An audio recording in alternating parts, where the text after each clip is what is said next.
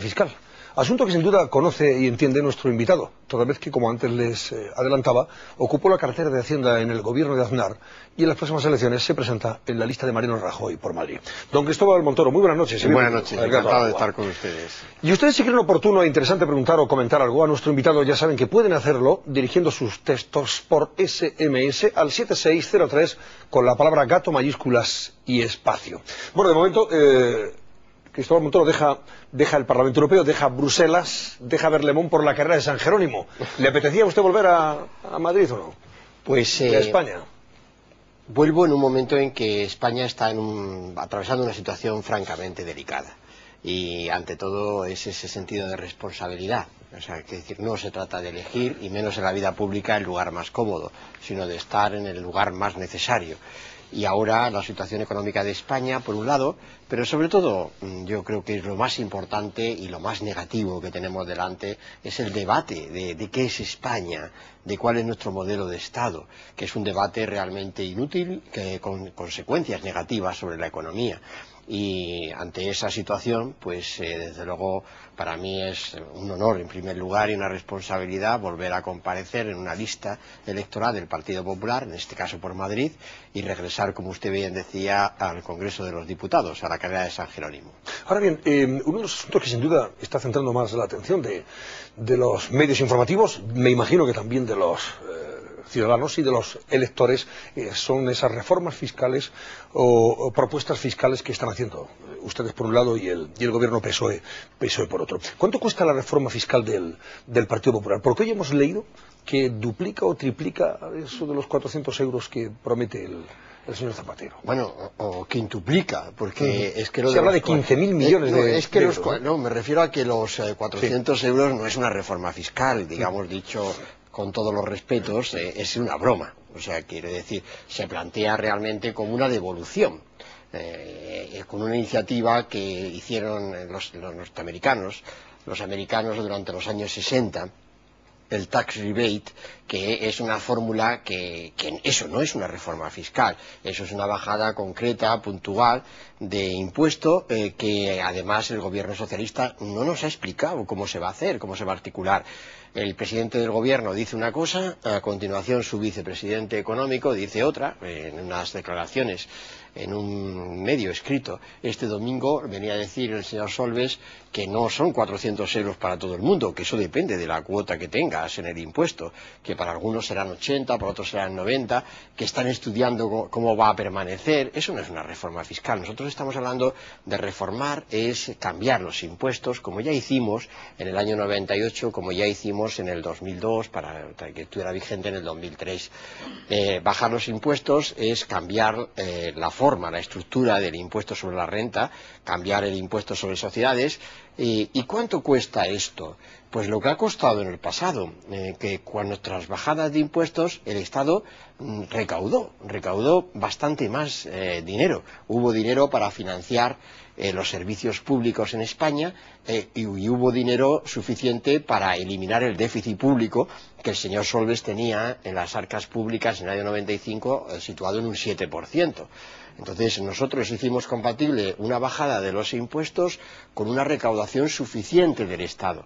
¿Qué está haciendo el gobierno socialista? Está, con el mismo sistema tributario que nosotros le dejamos, está dejando que ese sistema tributario suba la carga de todos los españoles, lo que llamamos la presión fiscal, el total de los impuestos sobre la actividad económica. Y gracias a eso ha llegado a tener un superávit, porque no ha hecho reformas fiscales realmente oportunas que tenía que haber ido haciendo.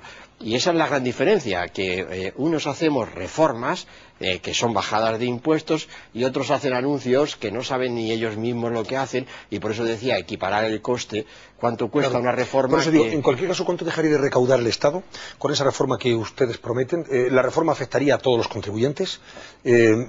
¿Sería una rebaja de un 16%, si no recuerdo mal, ¿verdad? Eso es. En el IRPF, respecto a lo que ahora se está pagando. ¿Eso cuánto le costaría a las arcas del Estado, señor Montoro? Bueno, es que depende y si eso luego se compensa, exactamente, con una actividad económica mucho más dinámica y más... Claro, es lo que nos está pasando. Nosotros hicimos una primera rebaja fiscal que ya alcanzó en su momento del orden de lo que hoy serían 4.000, 5.000 millones de euros, ¿no? La reducción del impuesto sobre la renta.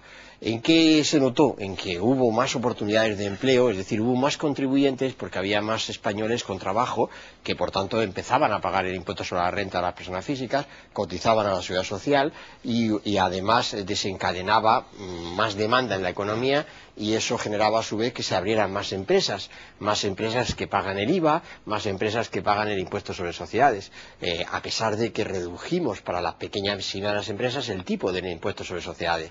¿Qué ocurrió? Que recaudamos más. ¿Por qué? Porque se ensancharon las bases de los impuestos, hubo más gente trabajando.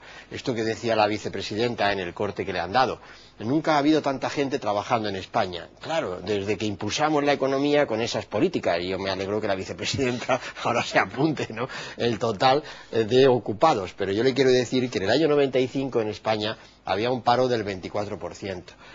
Quiero recordar a todos también que en España en el año 95 trabajaban 12 millones y medio de personas, 12 millones y medio, el mismo número de personas que trabajaban 20 años antes a la salida del franquismo, y gobernó el Partido Socialista 13 años, y gobernó el señor Solbes en ese tiempo.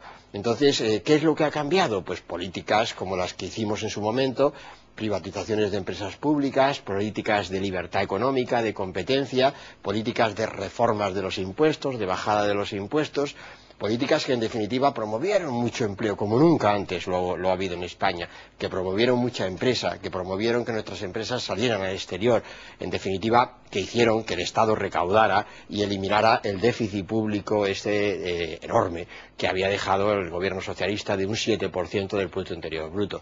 Y ese es en resumen las políticas que es la herencia que dejamos a los gobiernos socialistas, que es la herencia que han consumido los gobiernos socialistas. Y ahora cuando la vicepresidenta del gobierno presume de la creación de empleo, tendríamos que preguntar, ¿pero qué ha hecho el gobierno socialista en esta legislatura para seguir promoviendo la creación de empleo? No ha hecho nada, incluso ha actuado negativamente, y por eso ahora está registrándose estos aumentos del paro tan extraordinarios, tan altos, y por eso ahora estamos con un crecimiento económico todavía relativamente alto y se destruye empleo en España. Esta es la situación. Estamos al final de la herencia y ahora lo que tenemos que hacer es insistir y apostar por las políticas como las que han tenido éxito en nuestro país y en definitiva superar esta etapa que ha sido una etapa pues de gentes en el gobierno contándonos las buenas estadísticas que realmente se han generado por políticas anteriores. Además esto coincidió con un momento de situación